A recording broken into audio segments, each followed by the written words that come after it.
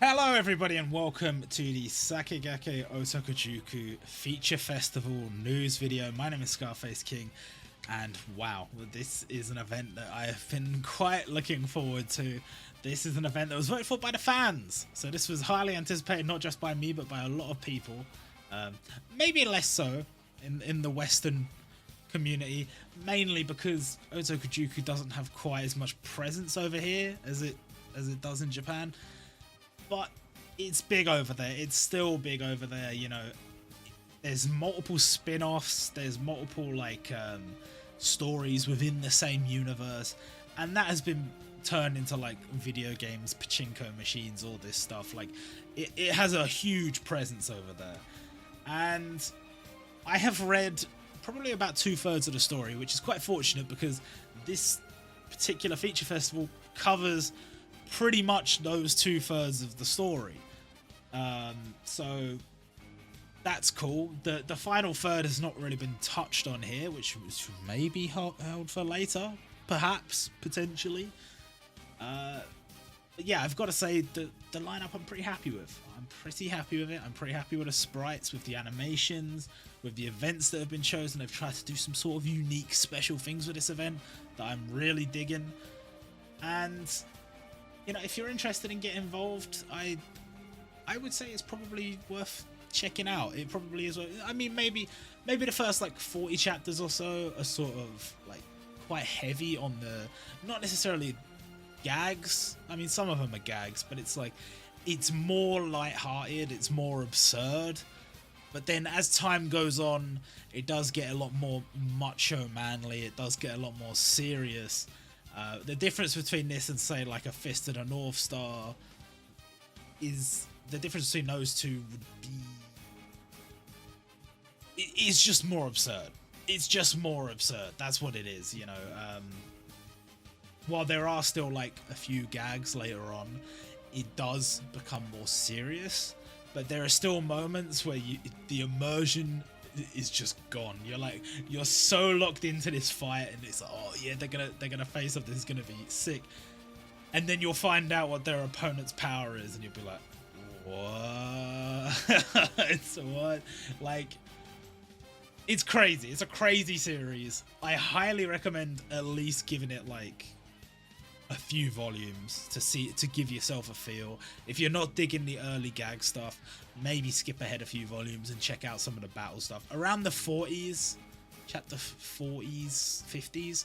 That's where the like proper battle stuff starts, and then just give that a go if you're not feeling the gag stuff, and then see how you feel with it, because I think that the early battle arcs are very, very strong. They are very good.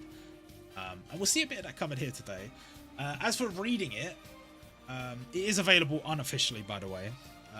That's how I read it. Officially, I think there is an official translation coming, or it does exist.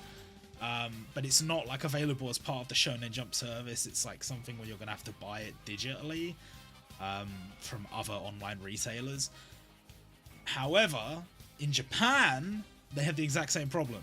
It is not available as part of the Shonen Jump service. It's not available as part of Shonen Jump Plus. So you can't even rent chapters. You have to go to Jump Bookstore and buy it. And this is where they will send you from this little mission. You press a button, it takes you to the Jump Bookstore, and you can read chapter 1, and then it will prompt you to buy it. Which is a bit annoying, because on Kindle, you can read like a few chapters of the next volume on like every volume. I guess on volume 1 you get like the whole first chapter, but I don't know. I ended up buying some I ended up buying some copies of volumes, specific volumes, for Amazon Kindle on my phone, because I needed some stuff for the database, which was a little bit inconvenient because with other series I just need to rent the chapters. With these ones I had to buy it, and it's not like it's the first time. I had to do that with Weru Onisan. I had to do that with Cobra. A lot of the series that are maybe a little bit older, maybe haven't travelled to the West, just don't seem to be on Shonen Jump Plus. Don't know why, but there you go. But let's move on. We've got the Otokojuku login bonus. You get rubies, you get other generic goodies, but you get the Head of Otokojuku First Year's ticket, which gets you a free version 1 Momotaro. And he's not great because he came out day 1 of the game, but it's still nice that they're giving him away for free. The sprite definitely compared to the newer one, like, I mean, just, well, I mean, you can see it here, version 1 here, and then look over on the right, see version 2. Staggering difference.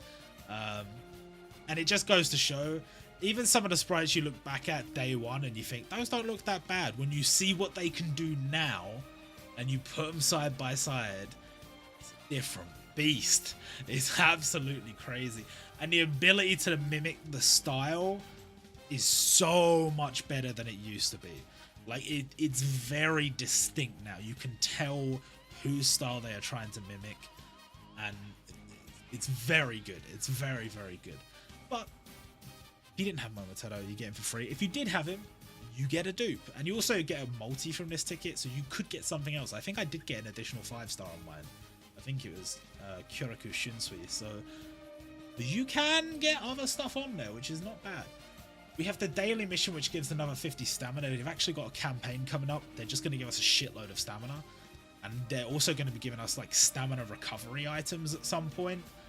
So I think this is their sort of course correction, and what I mean by that is, I think that there has been some complaints about how certain events have been handled, in terms of the fact that if you're a veteran player and you are farming these events, realistically you're just going to be able to clear them, and then like there might be some shrapnel in the store for you to farm, or there might be some reprint events or whatever, but there's definitely a feeling of, okay, well, I'm done now what?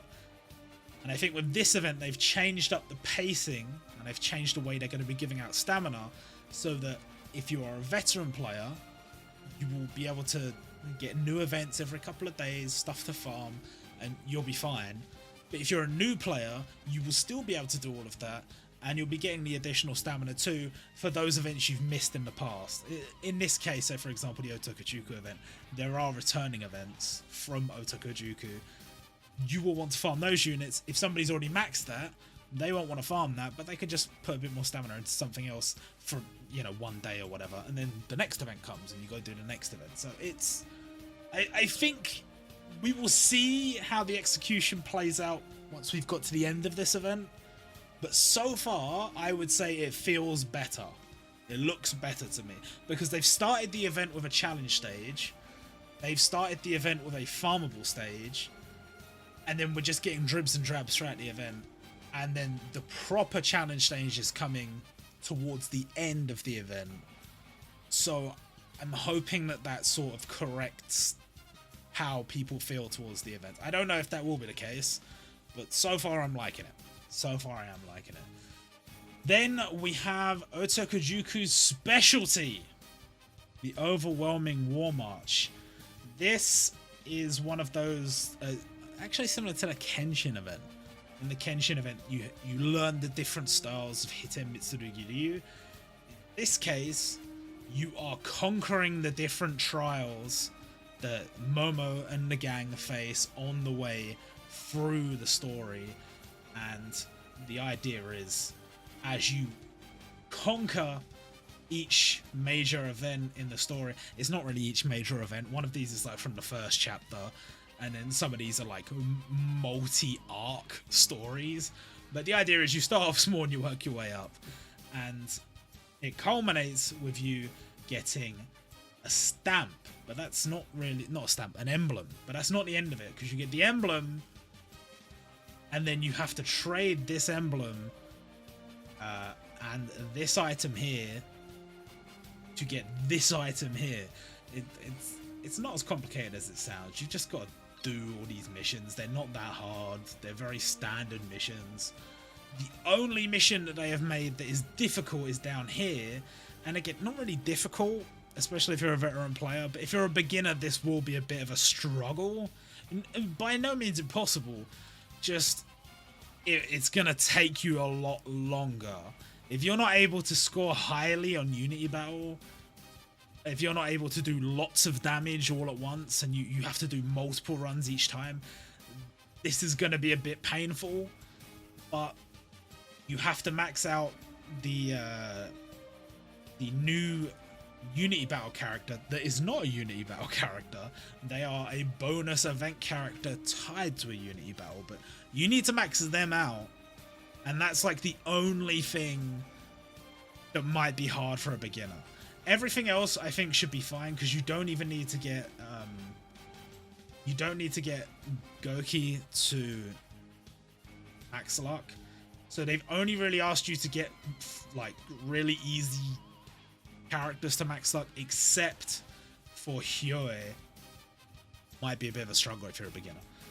But this all ties into the story, which I think is quite nice, because this is from the fight between Goki and Momotaro. So it all comes together. It all comes together. I won't spoil too much. I'd quite like some people to read it, but it's cool. It's cool. I do like missions and stuff like this. They are horrific to type out. They are awful to type out. Even if you're copy and pasting a lot of stuff, it still takes so long to type it all out. But I really do like missions like this, because you tend to get quite a lot of goodies from it. And it feels like you're making progress throughout the event. You know what you've got to do next.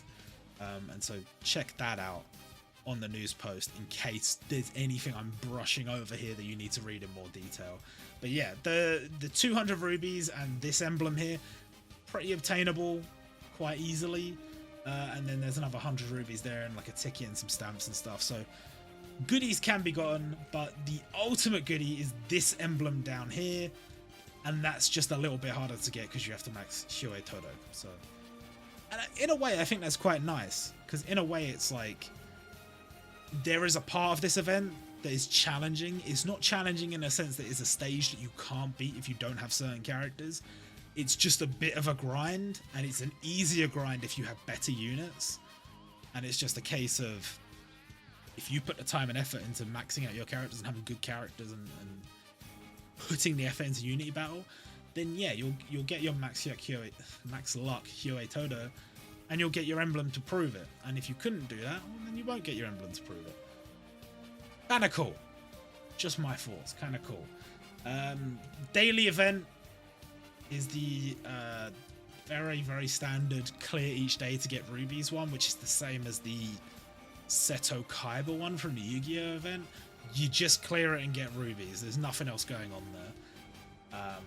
This event is a little bit trickier. This is our points event, our farming event, whatever you want to call it. And you have to farm these specialty books. And oh my god, do you have to farm a lot of them. Because there's loads of goodies in the store. They are adding more goodies as the event goes on. 3 times, I believe. They're going to be adding more goodies to it. And these events typically don't start day one of the feature festival, but they've done that with this one, I think, because it was just like, we're trying to change the way people farm during these events. We'll see if that pays off. But this is also an opportunity to get a few farmable special evolvers and characters that haven't been around for a while. And so I think that's quite cool. Like, I think Chrome was only available during the Dr. Stone feature festival last, so that was like, what, January-ish? And then Nariyuki obviously only in the We Never Learn event. I don't know if there were some other farmers. I think Warsman was in there, and he rarely comes back. Plus, they got the evolvers for some of these characters. They got the evolver for Kei Tsukishima. They got the evolver for Kaori Makimura from City Hunter. Lots of stuff in this store doesn't come back that often. If you're a new player, a very good opportunity to farm those things and to get yourself the new Heihachi Edojima version 2, who is free to play. The first one is gacha and the second one is free to play.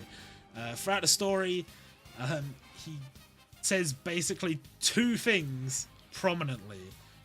Those 2 things are, I am the principal of Otokojuku Heihachi Edojima, and I Otokojuku's third reinforcement. And those are the two versions of the character we have. So there you go, I guess. There you go. In terms of his kit, he's HP based damage that ignores guard, 120% HP based damage, which is okay. Not a lot of extra gimmicks there. He's going to be doing pretty decent damage for a free-to-play unit, for a 99 luck unit at least. His passive reduces poison damage. Poison is still not that common, so that's only okay. 2500 is not bad for a free unit in terms of poison reduction, but again, poison is just not that common. And then boosts his own ultimate attack damage by 15%, which is pretty good. And his support converts 6 yellow bubbles to blue, and for 1 turn reduces the appearance rate of yellow bubbles to 0. And for them, another 1 turn, reduce damage received for green team members by 1500. I actually really like that support. I think it's a little bit situational, but it's like, if you need to get rid of yellow bubbles, that's a pretty good job of dealing with that. And also, in a sense, getting rid of yellow bubbles can also help you if you need other bubbles more, because they won't be appearing. So they won't be taking the spot of other bubbles you might need more. And the damage reduction, 1500 flat. It's only for 1 turn, but it's not bad. 9 turn cooldown. It's respectable. Respectable. And yeah, as I said, 3 different restocks for this store. So they're kind of expecting us to farm this pretty consistently throughout the event. Mixed feelings about that, I'm sure, to be had all around.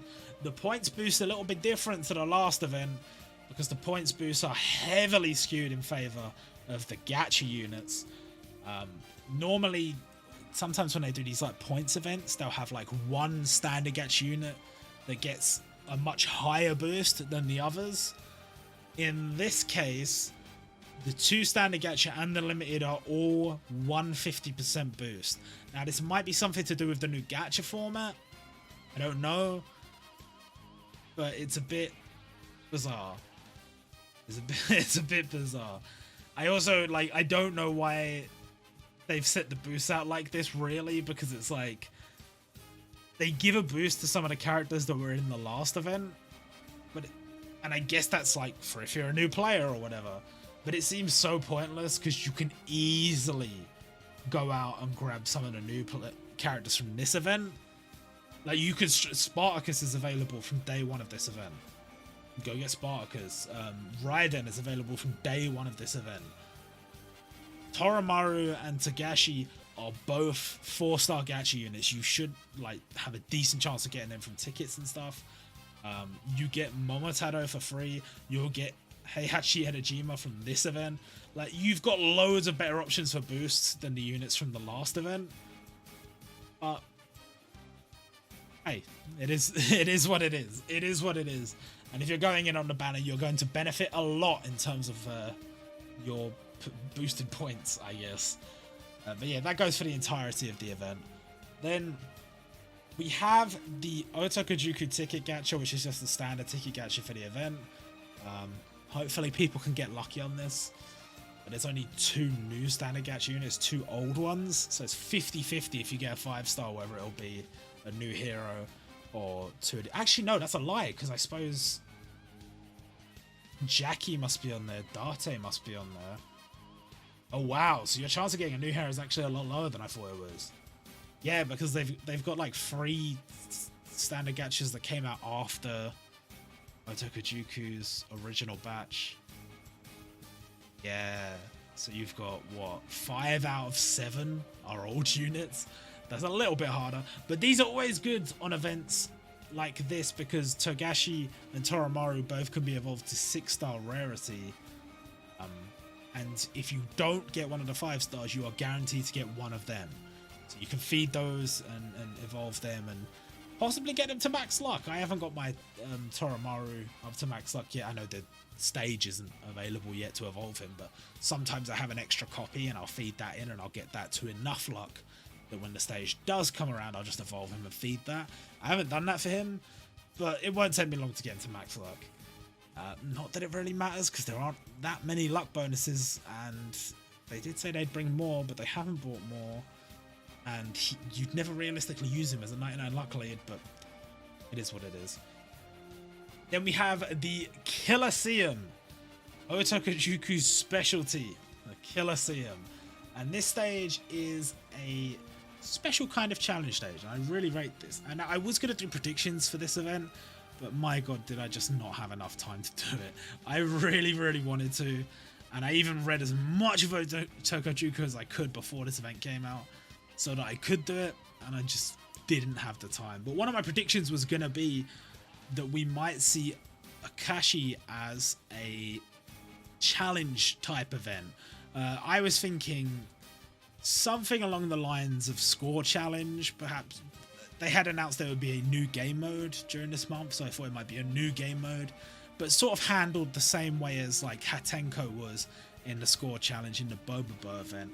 Like this event that started towards the end, and it was like, you know, it was a harder event, and he was a reward for that. Logically, he did make more sense as a 5-star, like a gacha unit, and he is a gacha unit in this event. But I just thought that kind of was pretty cool, especially because he's not really part of the initial lineup, and then he shows up as one of the helpers. So I thought that would be kind of cool. He is a gacha, he is a challenge stage, but it's completely different. He's not farmable from this event, and you just get some limit break dolls from this event. You don't get much else. It's really just like to say you've done it. Bragging rights? I don't know.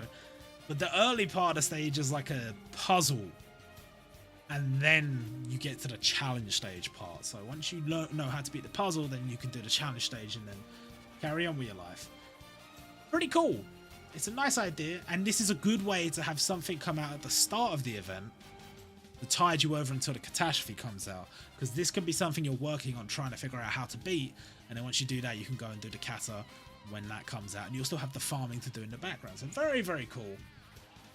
Very much like it. I think you could put a farmable unit here. I'm just saying, right? I'm just saying. This event, if you'd have put the third year AK in here, and you'd put a legend summon of the students coming to support Momotaro with the chanting during the Colosseum match, this event would have been like one of my favorite we had full stop throughout the game. It would have been one of my favorites. I think we could have done with that one extra unit, and we could have done with a legend summon, but you know what? Can't get greedy.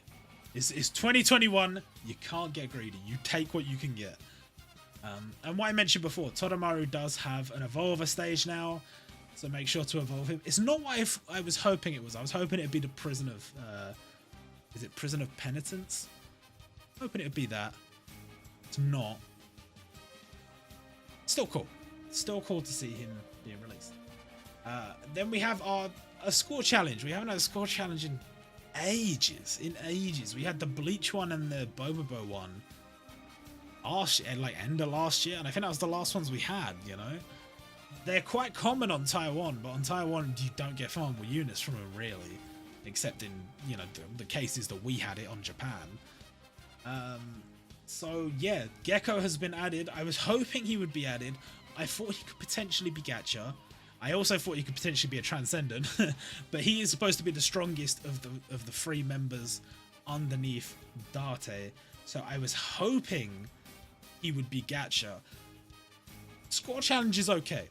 That is a fair move because it's a little bit of a harder stage, so he gets to, you know, he gets to be a bit of a stronger, better unit because of that.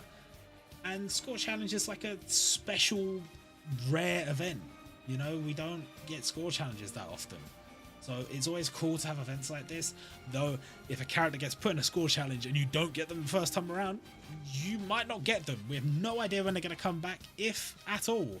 With the Bleach one, you can at least say they'll probably come back during the Bleach Feature Festival, maybe. But in this case, in the Bobobo case, we'll see, I guess. But yeah, it's cool to see him being added, and let's talk about his kit, I suppose. So as I mentioned, because he has a score challenge, it's a little bit different, and quite a nice unit, I would say. Inflict 300% damage to one enemy, 2 turns, boost the ultimate attack damage of green team members by 10%, So he is a buffer on the front line, which is always good. And his passive reduces curse by 2 for himself. Again, very nice to reduce curse. Curse is a pain in the ass. When your HP is 75% or less, boost the ultimate attack damage of DPS and healer class team members by 7%. So he's actually a frontline support with his passive. And when your HP gets lower, you will get that boost in ultimate attack damage for 2 different classes of team members. So that's very, very nice. And then the support converts 7 yellow bubbles and 3 blue bubbles to heart and reduce the number of turns of poison for green team members by 1. Again, poison not that common. I think it's cool he's a poison reducer because poison reducers are not that common, but I guess they don't have to be that common because poison is not that common. But he does give you some bubble manipulation as well, so it's okay. Support doesn't interest me as much as this front line, which I think is pretty decent. If you're free to play and you manage to get into 99 luck, not bad at all. I don't know how many free to play people there are on this game that just use free to play units, but hey, I don't judge. Moving on to the Transcendence, we have Manji Maru, who I didn't really expect him to be added. From the list of characters that I thought potentially could be added, he wasn't that high up for me. But I did notice something when I was looking at some stuff potentially to use as like background music or whatever. He does appear quite prominently in the pachinko games. On all the pachinko machines, they had like all these different like animations of fights between different characters at different points in the series. And I noticed a lot of the key characters that you will see in this feature festival were there, and Manji Maru was also there. So it seems like people like his character, I guess. I don't know. It seems like he's quite popular in Japan, so maybe that's why he was chosen here.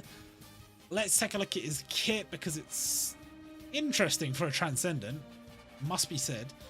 Remove 1 attack down debuff from this unit, inflict 306% damage to 1 enemy, and for 3 turns, yellow bubbles have a 50% chance to appear as a green X paint bubble that can convert 5 bubbles in an X pattern to green, maximum of 1 per turn.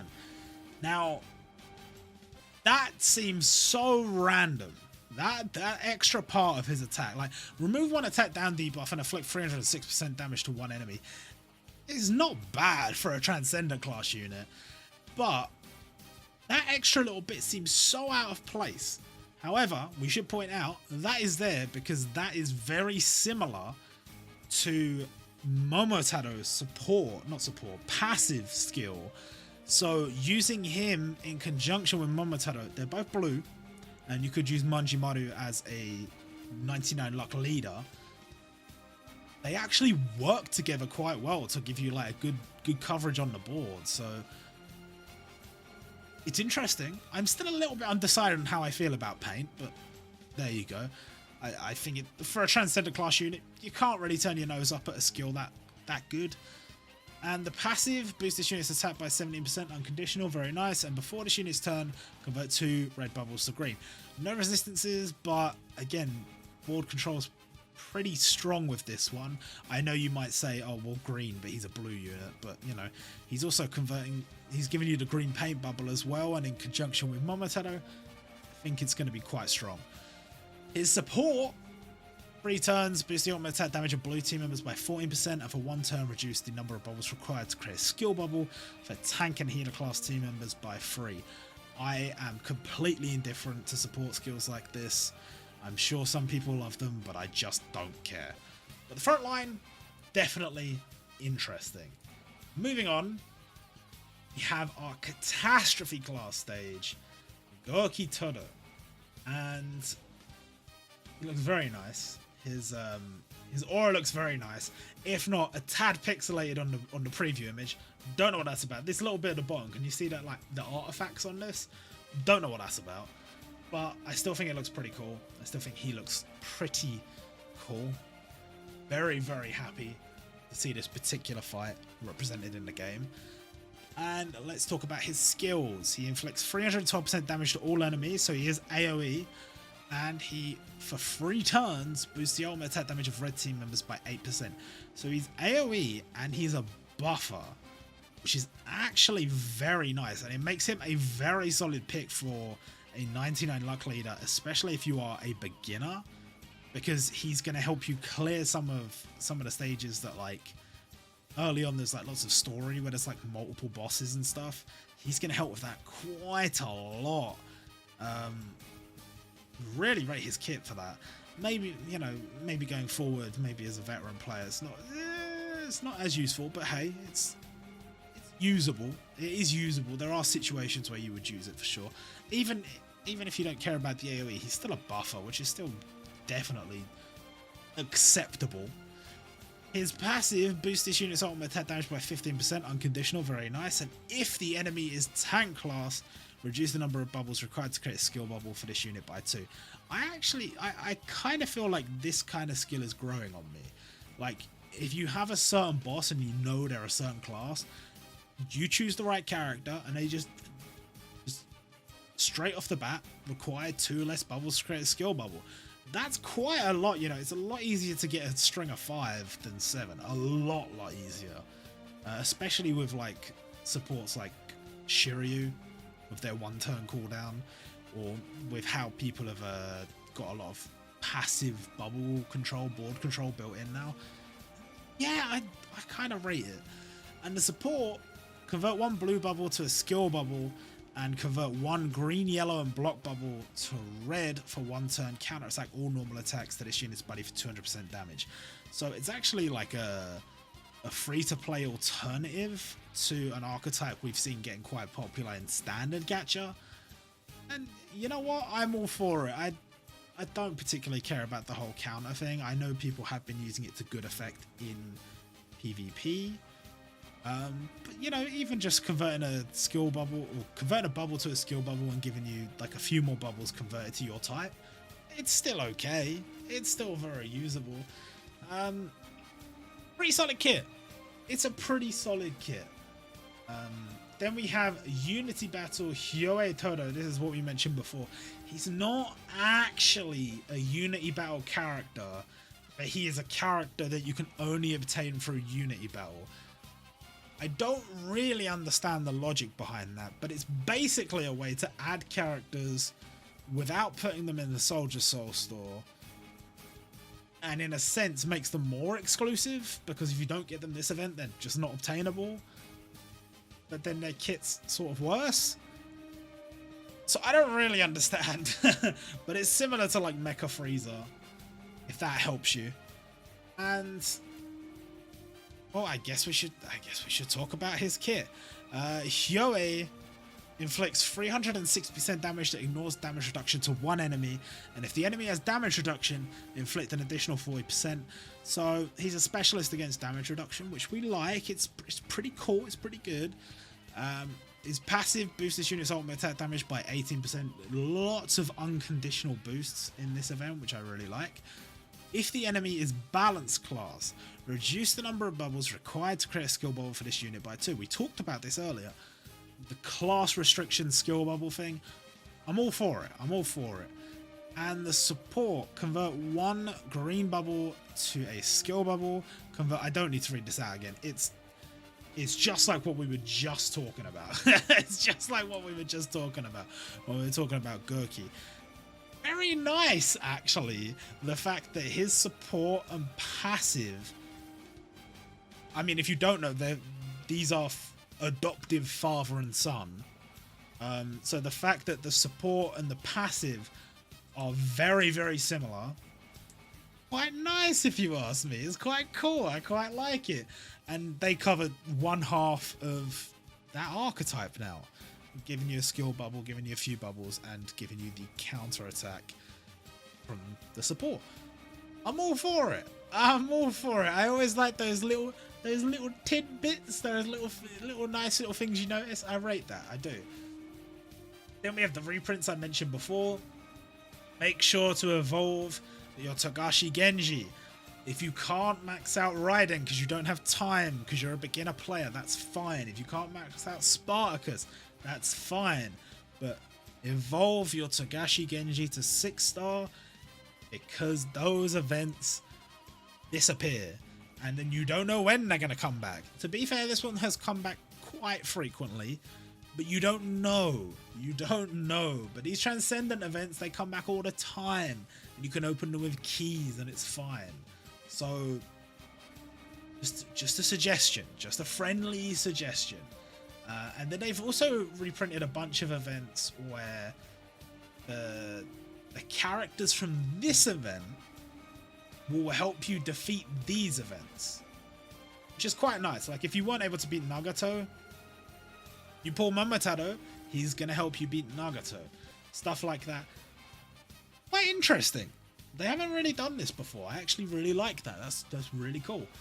I think I've beaten all of these. Possibly. I think I have. I'm not sure if I beat Harikurani in the end, but maybe. But if you haven't, this is an opportunity to get them, and they're all going to come back. And these ones, ×2 drop rate and half stamina. No excuses. No excuses. Then we have the brand new gacha format that has got everybody talking. I think, for me, generally speaking, I would say that this format is superior to any format we've seen before, for the most part. There are certain scenarios where it may be worse, granted, but it does give you a little bit of security, and I always think a banner that gives you solid security is good. There are certain situations that people would like to throw back in my face. I'll say, what about Muso banners? You are guaranteed the Muso unit on Multi 32, and I get that. I understand, you know.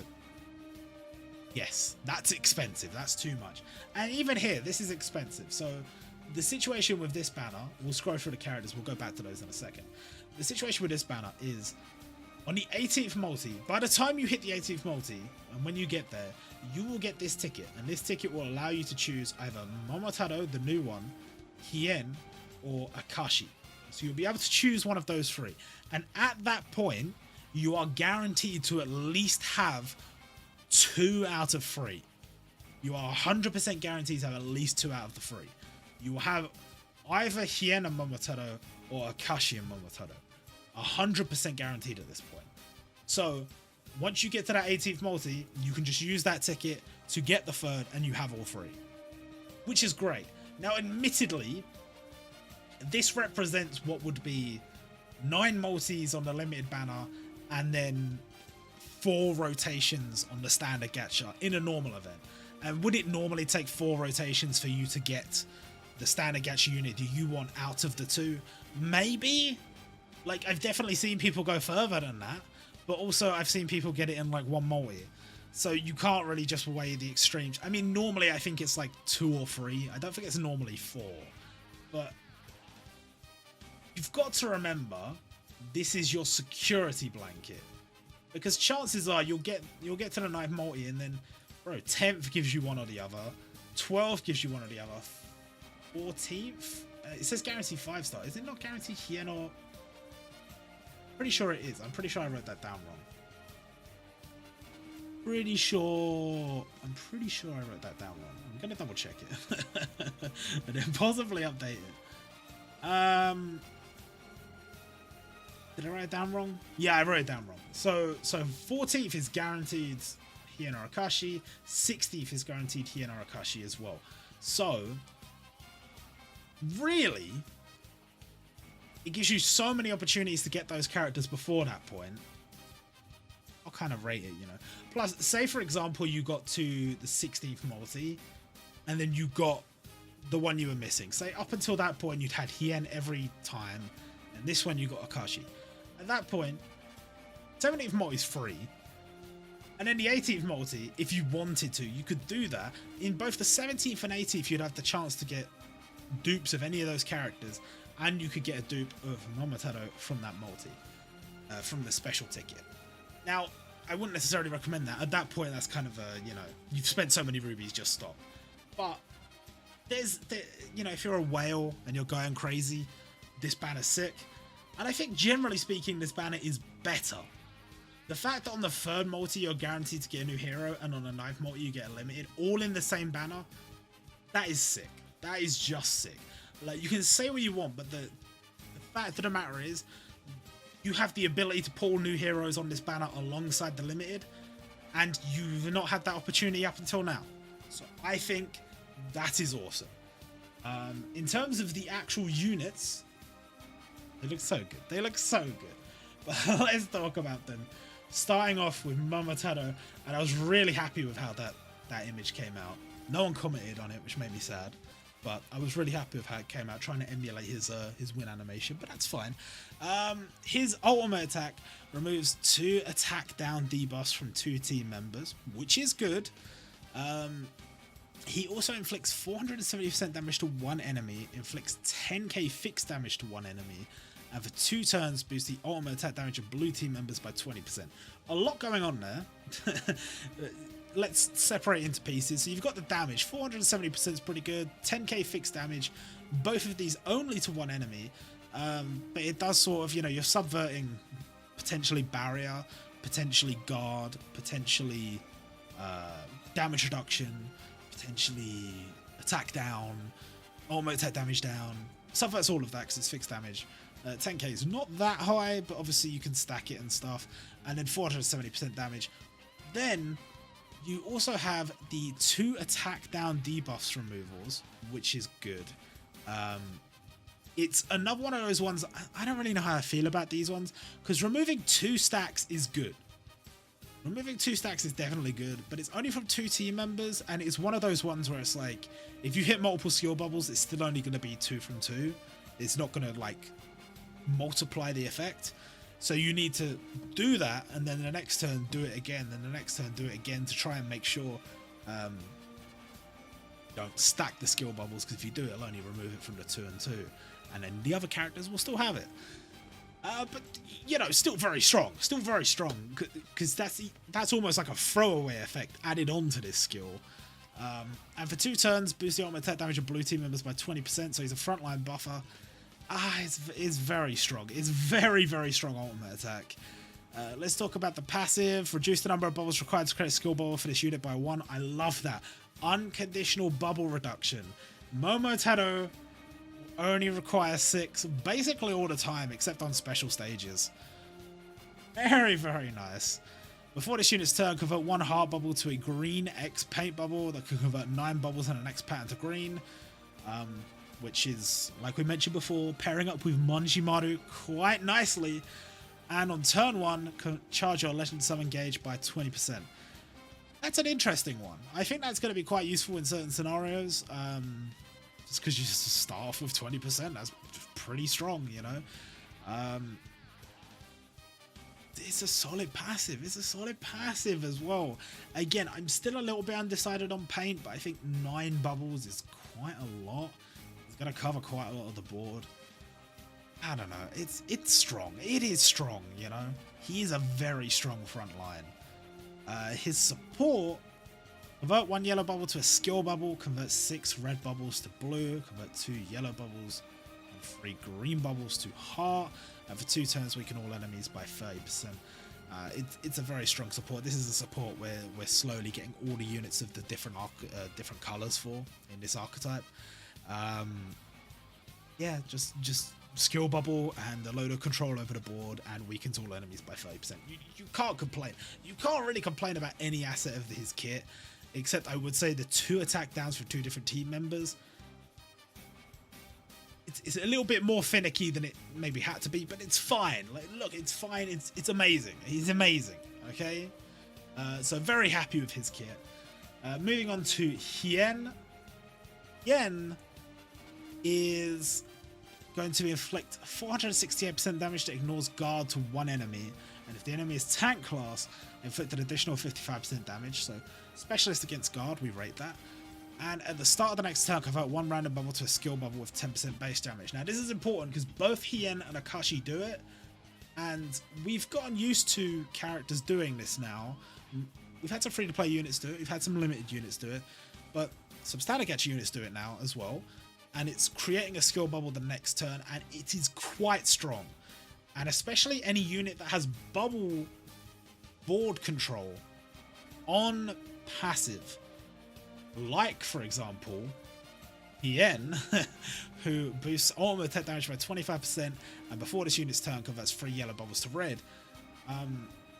It's incredible. It gives you so much control over the board. If you've used the newest version of Kenshin, you feel so at ease about how the board looks. You never worry, because not only have you got the passive bubbles controlling the board for you, but you've got that skill bubble there. And yeah, it's only like 10% or whatever, but that goes a long way, because not only is it a little bit of damage or whatever, but it also allows you to just go straight into the next set of bubbles.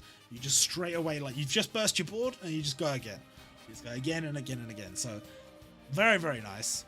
And his support bursts all heart bubbles for 4 turns, boost the attack of this unit's buddy by 51%, and for 4 turns boost the attack of red team members by 28%, reduce the number of turns of Cyclone for this unit's buddy by 2. Very strong utility support.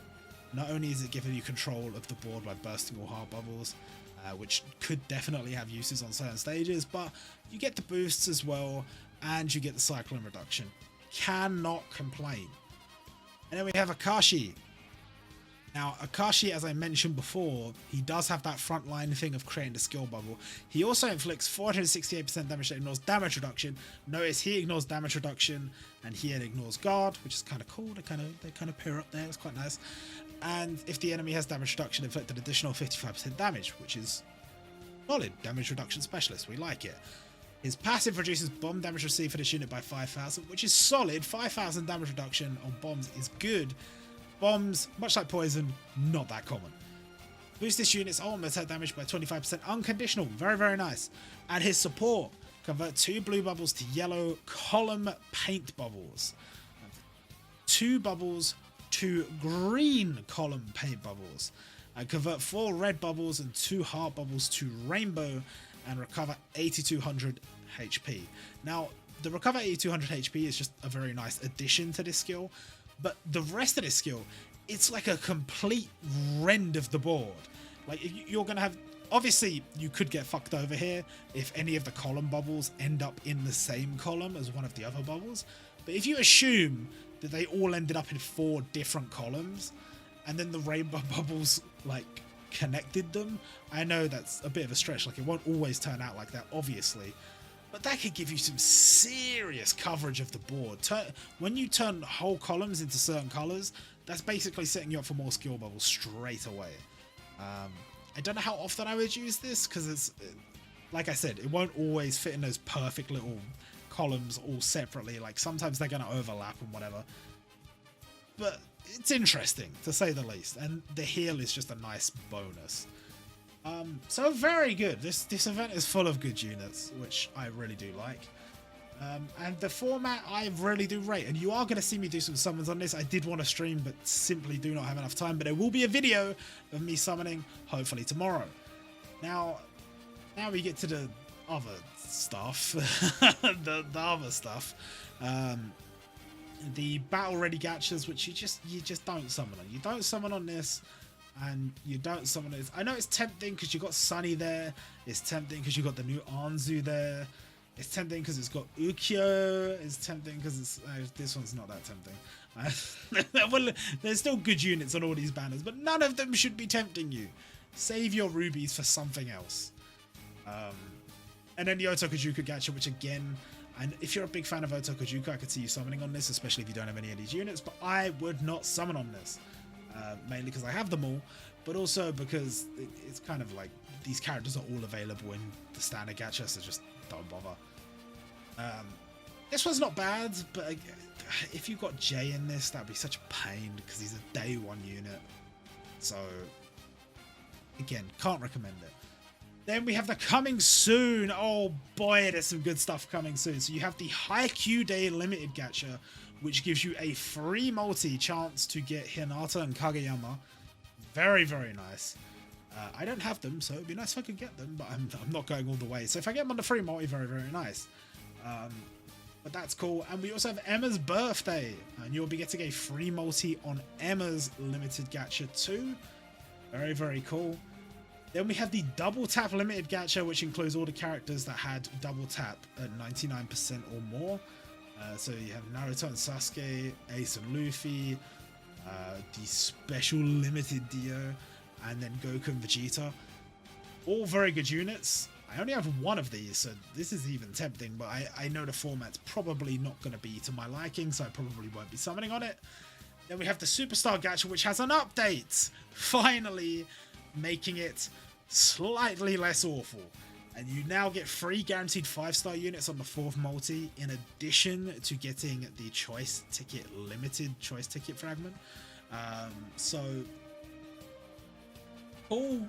I'm still not summoning on it, but if you are summoning on it, potential to get some good limiteds on the 4th multi, which I do like. We have Tower Week, which is coming up, and we're going to get popular tower supports gacha, which good for whales to summon on, but generally speaking, I would not summon on it. And limited Gohan, Ultimate Gohan returning for, I think, the first time. Not for me, but maybe I'll do the 500 because I do like Ultimate Gohan. And we have the countdown to the My Hero Academia World Trigger event, which is going to be coming up next month. And they did a special gacha featuring units from both series. Plus, we have limited Endeavor and limited All Might returning. Endeavor is still to this day a very strong unit in PvP. So if you want to go for him, go nuts. And maybe don't go for All Might. I mean, he's okay. He's okay. I wouldn't spend nine multis worth on him, personally. And this was the stuff I mentioned before about the stamina recovery items and special events for the summer. We're going to be getting some rubies from the 21st. We're going to be getting stamina boost added to, actually this is already done, added stamina boost to all the ultimate class events in the Keys Island. And there's going to be a summer campaign giving us additional stamina. And we have the Tower 2.5 anniversary, which gives us the new Seto Kaiba. Tower limited Seto Kaiba. And we do have a little bit of information on what he does now. Inflict 450% damage to one enemy, and for 2 turns inflict 12k bleed damage per turn to the target, while the target is afflicted by bleed. If you connect 1 or more green bubbles with this unit, at the end of that turn, inflict an additional 16k damage. So he is a bleed frontline as an event unit, which I think is, well, I mean, I'm pretty sure that's the first time that's happened. And pretty strong for a free unit, pretty strong. Obviously, he can't go to 99 luck, so that, you know, a little bit of a letdown, but strong nonetheless. And the passive boosts this unit's attack by 16%, and before this unit's turn, convert 3 heart bubbles to green. So he's got some board control. He's inflicted bleed damage. He's solid. He is strong for a free unit for sure. I do kind of feel like he falls into the same category as Athena, slightly above the units in the medal store. You just have this feeling of this unit is too expensive, and it's the same in the medal store. This unit is too expensive, but this unit is too expensive, but he's also pretty good. So make it out what you will. And the support for 2 turns, at the end of the turn, recover 4500 HP, 10k HP in tower. Charge your legend summon gauge by 17%, and for 4 turns, boost the recovery of this unit's buddy by 10%, 60% in tower. I do feel that support might be the advent of a unit that will have recovery-based damage as a limited, because we still don't have that, and I feel like, why would you have these supports if not for a limited? I mean, yeah, granted, some people will use the recovery-based frontline units in tower that are just standard gacha or whatever, but I do feel like we need a recovery-based limited damager, and a lot of people have speculated that the next Muso could be Giorno, who would make a lot of sense as a recovery-based damager. Granted, even if Giorno does come, no guarantee he'll be the next Muso, but just a thought that popped into my head, just a suggestion, could happen, I don't know. And that's about it. That's about it for this video.